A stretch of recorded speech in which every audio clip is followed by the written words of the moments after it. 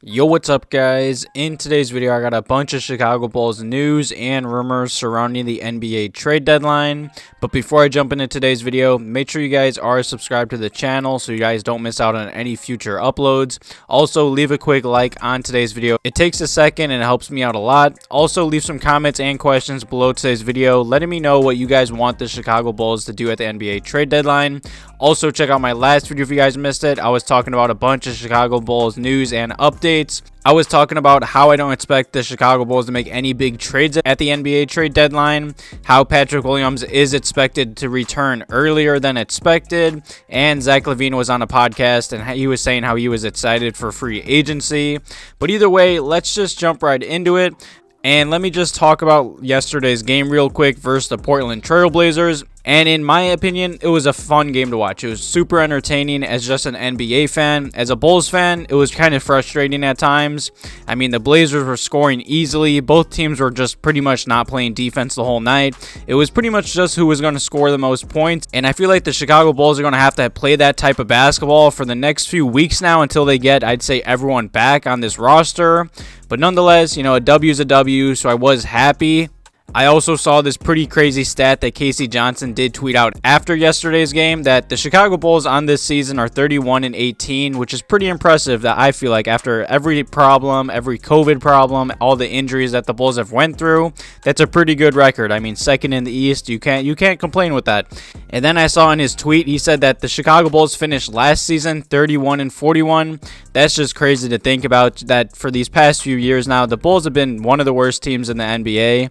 And now in one season, they pretty much turned this whole thing around. I'm just very thankful for our Taurus and Mark Eversley. Definitely leave some comments and questions below today's video about all the Bulls injuries, last night's game, and the Bulls already having the same win total as last season. So let's just jump right into the big news and big trade rumors that came out.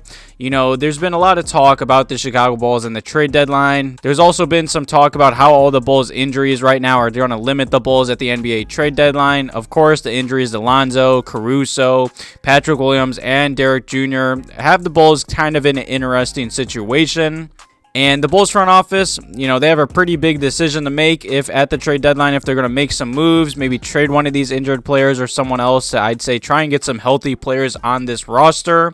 To that end, and by now throughout the season, I feel like I feel like this rumor just been connected to the Bulls for weeks and months now.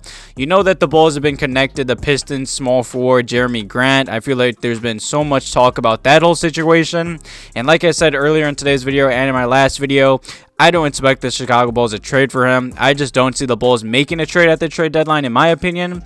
If they do make a trade, it would probably be something minor, maybe trading like a second rounder, maybe a first rounder, or maybe Derrick Jones Jr., maybe Troy Brown Jr. No one big, no crazy trades in my opinion. But at the same time, you can never count our Taurus and Mark Eversley out. I mean, look at what they've done last offseason, last trade deadline. So who truly knows? But according to Mike Scotto of Hoops Hype, he's an NBA insider. He runs his own podcast, and he's always covering all the trade rumors surrounding the NBA trade deadline and in the offseason. And he said that the Chicago Bulls have came up as an organization with their eye on available centers at the NBA trade deadline. And the quote that Michael said on his podcast is, some other stuff I've heard out there is that there are a few teams looking for centers. He listed the Hornets, the Raptors, and the Chicago Bulls who are open to adding a backup center. And this does make sense. Especially, I feel like going into the NBA playoffs, the Bulls are going to need more size on this roster. Shout out to Vuce. He's been playing much better as of late. But I still feel like the Bulls do need a more physical and defensive-minded forward playing next to Vuce or behind Vuce, in my opinion. And I feel like the Bulls front office obviously know that, and they're targeting centers.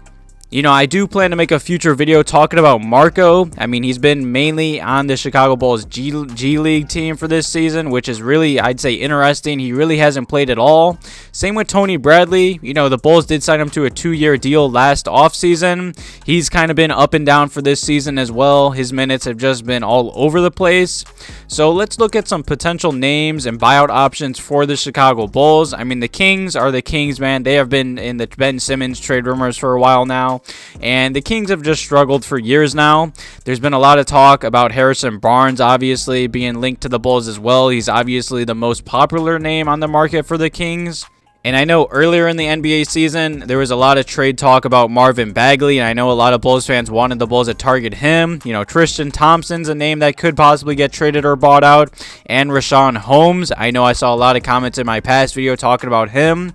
I would love him on this roster. I feel like he'd fit amazing, but I'm going to be honest, out of all the names I just listed, I feel like he's the most unlikely that the Bulls could afford. I mean, he's on a surprisingly good contract, a 4-year, $36 million deal.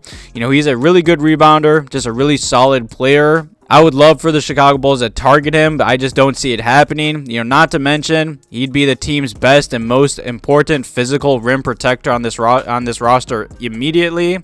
And all the things I just said, you know, that all sounds great and like a perfect fit for the Chicago Bulls, which is exactly why it seems very unlikely the Bulls can land him in the next coming weeks. I feel like other teams can just offer more and more playing time, especially. And I know there's been a lot of talk about Tristan Thompson. If he does get bought out, I'd want the Chicago Bulls to target him. I've also made past videos talking about Derrick Favors. Mike Muscala is definitely an interesting name on the trade market or buyout market.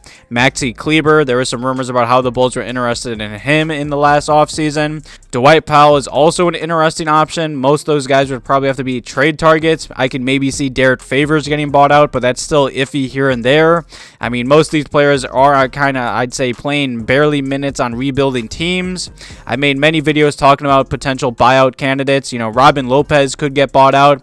I mean, he's an old friend. The Bulls had him a few years back. I loved Rolo through his time for the Chicago Bulls. I mean, he's on a tanking Orlando Magic team, and he really hasn't been playing that much. I feel like he'd be a solid fit on this roster. I also saw that there was some trade rumors about PJ Washington. I feel like he'd be an instant upgrade, and he would be pretty cheap as well. He's a really good shooter. You know, Robert Covington, I mean, we just played him yesterday versus the Blazers. I also feel like he'd be a perfect fit for the Chicago Bulls. I made many videos talking about Roko's game. I'm probably one of the best 3-and-D players in the NBA that would fit amazing next to Vooch. I also made some videos talking about Serge Ibaka or Nicholas Batum. I feel like the Clippers might blow it up with Paul George's injury that just happened, and who knows with Kawhi Leonard. You know, I was just throwing out a bunch of names, some potential targets, and how the Bulls are reportedly interested in adding a big man. This doesn't surprise me. Like I said many times in past videos, the Bulls need to add a big man. They need height. They just need someone tough and physical for the NBA playoffs, in my opinion. Definitely let me know below today's video if any of these guys you'd be interested in, who you guys want the Chicago Bulls to target, and just what you guys want the Chicago Bulls to do at the NBA trade deadline. Thank you guys for watching today's video. Thank you guys for all the love on the past few videos on the channel. I really do appreciate it. Thank you guys for watching today's video. Have a good one.